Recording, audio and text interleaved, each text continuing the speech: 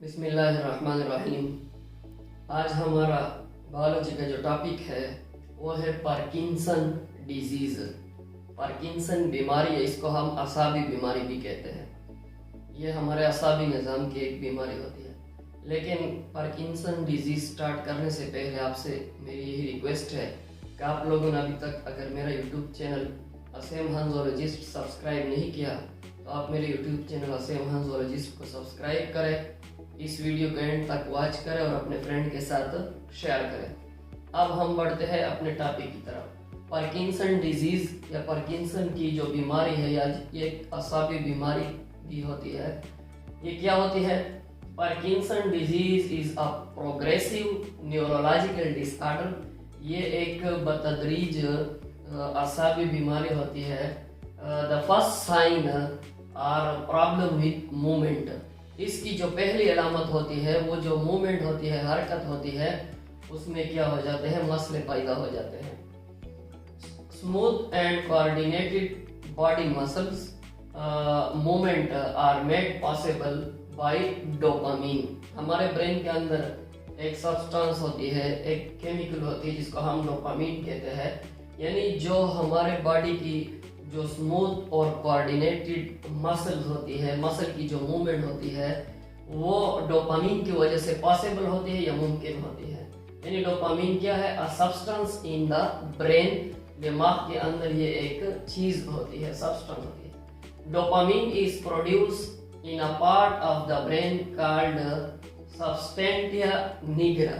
यानी ये दिमाग के अंदर एक हिस्सा होता है जिसको सबस्टेंटिया निग्रा भी कहता है।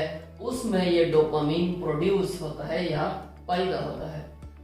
इन पार्किंसंस, जो पार्किंसंस होती है या जो पार्किंसंस की बीमारी होती है, the cell of the substantia nigra start to die. यानी जो सबस्टेंटिया निग्रा जो होती है उसकी जो सेल होती है पार्किंसन में वो मरना शुरू हो जाती है, उसकी डाइड हो जाती है। When this happen, जब ये वाकया होता है, डोपामीन लेवल आर रिड्यूस, तो उसकी वजह से जो डोपामीन का जो लेवल है वो क्या हो जाता है? कम हो जाता है। When they have dropped 60 to 80%, जब ये डोपामीन 60 से 80% तक ड्रॉप हो जाता है या कम हो जाता है, symptom of Parkinson's start to appear. तो जो पार्किंसन की अलामत है वो क्या हो जाती है? जाहिर होना शुरू हो जाती है। यानी हम ये भी कह सकते हैं कि जैसे ही आदमी की एज बढ़ती है तो वक्त के साथ साथ, एज बढ़ने के साथ साथ हमारे जो ब्रेन का डोपामीन होता है उसका जो लेवल होता है वो भी क्या हो जाता है? कम होना शुरू हो जाता है। और उसकी वजह से फिर क्या हो जाता है? आदमी को ये पार्किंसन डिजीज वाकया हो जाती है। सिम्टम्स क्या है? इसकी अलामत क्या होती है? सब मेजर सिम्टम्स इंक्लूड, कुछ अलामत शामिल होती है। डिक्रीज एबिलिटी ऑफ स्मेल, यानी जो सूंघने की सलाहियत होती है उसमें कमी वाकया होना शुरू हो जाती है। कॉन्स्टिपेशन हो जाता है, कब्ज वाकया हो जाता है। वॉइस चेंज, आवाज में तब्दीली आ जाती है। हम देखते हैं जो बड़ी एज के होते हैं उनमें क्या हो जाता है? उसकी आवाज में भी फर्क आना शुरू हो जाता है। स्लो मूवमेंट, हरकत में भी कमी आ जाती है, स्लो हो जाता है। डिप्रेशन, तनाव भी होती है। और stiffness of arm, leg and trunk. Stiffness कहते हैं सख्ती को, यानी जो बाजू हो गए, टांगे हो गए और जो दर्द हो गया ट्रंक, उसमें स्टिफनेस आ जाती है, सख्ती आ जाती है। ये चंद क्या है? इनकी पार्किंसन डिजीज की अलामत है। ट्रीटमेंट क्या होता है?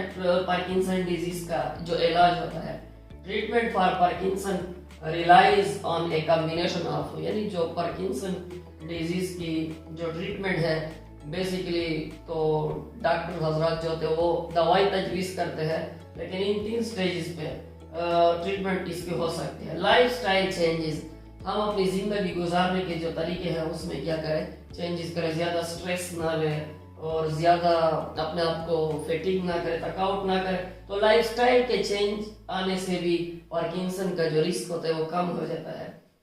मेडिकेशन जो दूसरी कैटेगरी है उसको मुख्तलिफ किस्म की अद्वियात दी जाती है जिसकी वजह से उसको कंट्रोल किया जा सकता है। एंड थेरापीज या फिर क्या हो जाती है? उसकी थेरापी होती है। तो ये आज का हमारा एक छोटा सा टॉपिक था पार्किंसन डिजीज के बारे में। तो आई होप, मैं उम्मीद करता हूँ इंशाल्लाह आपको आज के लेक्चर की बेहतर समझ आई होगी। फिर भी ऐसा कोई स्टूडेंट हो जिसकी किसी भी पॉइंट की समझ ना आई हो, तो वो कमेंट सेक्शन में अपना क्वेश्चन कर सकते हैं।